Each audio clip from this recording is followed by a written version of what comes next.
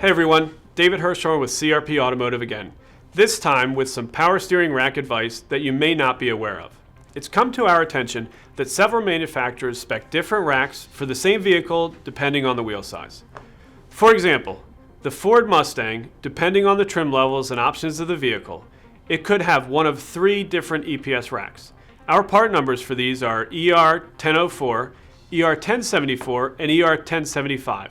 And it's important to get the correct rack or risk rubbing or less than optimal turning radius.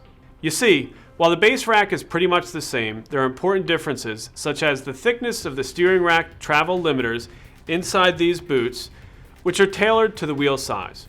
So vehicles with 17-inch wheels get one version of the rack, vehicles with 18-inch wheels get another, and Mustangs with wheels 19 inches or larger get yet another.